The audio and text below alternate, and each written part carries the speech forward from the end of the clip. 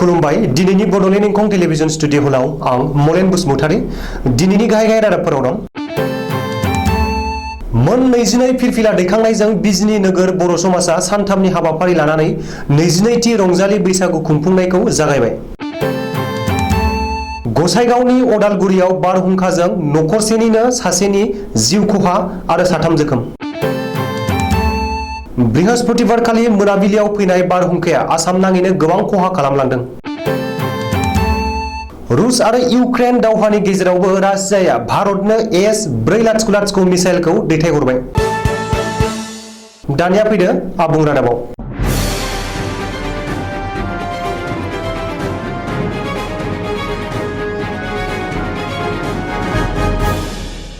सोरखारनिफ्राय जेबो अनसुंथाइ मोनाखैब्लाबो आथिखालाव अखा बारहुंखाखौ नेवसिनानैब्लाबो चिरां जिल्लानि बिजनी नोगोराव बिजनी नोगोर बर' समाजा 22थि बोसोरसालिया रंजालि बैसागु खुंफुंनायखौ शुक्रबारखालि फुंनि 9 रिंगायाव मोन 19 फाराखौ लाफानानै गासै मोन 21 फिरफिला दैखांनायजों जागायजेनबाय। सिगां बिजनी नोगोर बर' समाजनि गागि आफादगिरि रमिय' ब्रह्मआ नोगोरनि फिरफिलाखौ दैखांजेनदोंमोन आरो बेनि उनाव फारियै माइनाव नोगोर, अनसायपुरी, रिंखांपुरी, 1 नं खाबुली बागान, 2 नं खाबुली बागान, बड'फा नोगोर, लाइमोन नोगोर, निजोमपुरी, दिदोमपुरी, दैमापुरी, दैमालु नोगोर, सुदेमपुरी, माइदांस्रि नोगोर, हायना नोगोर, 1 नं दैमुगुरी, 2 नं दैमुगुरी, 3 नं दैमुगुरी, थाजिमपुरी, गोजोनपुरी गासैबो फारानि आफादगिरि आरो नेहाथारि मोनहा गावबा गावनि फारानि फिरफिलाखौ बिरहोनानै 22थि रंजालि बैसागु खुंफुंनो लानायखौ जागायदों। बृहस्पतिबारखालि नैथि हाबाफारि बादियै रुंसारि मोननो बिबार बावनाय जायो। सिगां आगुनि BSc EM समाव सिबियारि बलराम ब्रह्मआ रुंसारि मोननो बिबार बावग्रोयो आरो उननि समाव गावनि बिबुंथियाव जायफोरा बिजनी नोगोर बर' समाजाव बिबान लालांदोंमोन आरो आथिखालाव रुंसारि जालांबाय बिसोरनि मुंफोरखौ बलराम ब्रह्मआ रायखांनानै बयनोबो गोसोखांहोयो। बेनि उनाव उन्दैया गेदेरफोरखौ मान बावलायनाय जायो, लोगोसे सौरायजों गाइखेर गोखै जानाय जायो। नैथि सानाव थाखो 6 निफ्राय थाखो 12 सिम फरायनाय फरायसा फरायसुलिफोरनि थाखाय सावगारि आखिनाय बादायलायनाय, खन्थाइ आवरायनाय बादायलायनाय आरो जायगायावनो खन्थाइ लिरनाय बादायलायनाय आरो आफादारि मेल जथुम जनायजों लोगोसे मोनाबिलि समाव बैसागु बादायलायनाय जागोन होननानै आफादगिरि रमिय' ब्रह्म आरो खुंफुं आफादगिरि मासिगिरि सतीश ब्रह्ममोनहा मिथिहोदों। बेनि अनगायैबो थामथि सानाव लांदां बैसागु बादायलायनाय आरो मोनाबिलियाव देंखो मोनाबिलिनि हाबाफारिबो लानाय जागोन होननानै शिलंआव फोरमायदों। क'क्राझार जिल्लानि गसाइगाव महकुमा बेन्दोंआव अदालगुरि गामियाव बृहस्पतिबारखालि मोनानि 7 रिंगासोआव हरखाबै अखा आरो बारहुंखा बारनायजों फांसे नारिखल बिफाङा न'नि सायाव गोग्लैसिननायाव नखरसेनिनो सासे बैसोगोरा सुबुंनि जिउ खहा जादों आरो साथाम जोखोम जादों।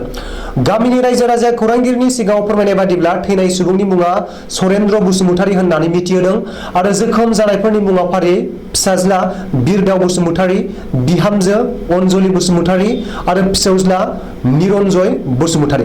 आथिखालाव जोखोम जानाय साथामखौबो गसाइगाव RNB हस्पिटालाव देहा फाहामथायनि थाखाय एडमिट खालामनाय जादों होननानै शिलंआव फोरमायदों। बे बिथिङाव गामिनि रायजो राजाया बै नखरनो सोरखारनिफ्राय अनसुंथाइ होनांगौ होननानै खावलायदों। मानो होनोब्ला आथिखालाव बै नखरा जोबोर निखावरि। आफां आसामनि क'क्राझार, चिरां, बङाइगाव, बरपेटा, गवालपारा, नलबारि, कामरुप आरो गोबां जिल्लानि दाब जायगायाव बृहस्पतिबारखालि मोनाबिलियाव गोब्राब अखा हानायजों लोगोसे बारहुंखा फैनाया गोबांनि न' बांजों लोगोसे बिफां लाइफां आरो आबादफोरखौ गोबां खहा खालामलांदों। लोगोसे बिफां लाइफां बायनायाव लामानि मोब्लिब थारफोरा जनायाव बृहस्पतिबारखालि हरसे थाल्ला दुलाराय आफां आसामाव मोब्लिब सिबिथाया बन्द जादों।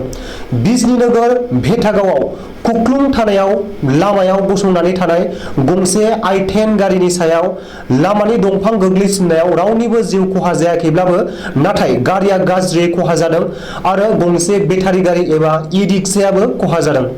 बेनि अनगायैबो बरपेटा जिल्लानि जनियायावबो बारहुंखाजों बिफां बायसिन जानानै फुलजान नेसा मुंनि सासे आइजोनि जिउ खहा जादों।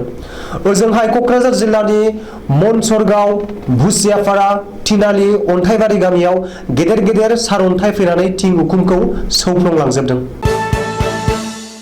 सिगाङाव गोरोबथा खालामनाय बादिनो आथिखालाव रासियाया इउक्रेनजों दावहा सोलिफुबाय थानायावबो जेबो गोहैलो खालामाजासेनो S-400 मिसाइलखौ रासियाया भारतआव दैथायहरबाय। बे S-400 मिसाइलखौ आथिखालाव लैथोनि लामाजों दैथायहरदों होननानै सुलुङाव फोरमायदों।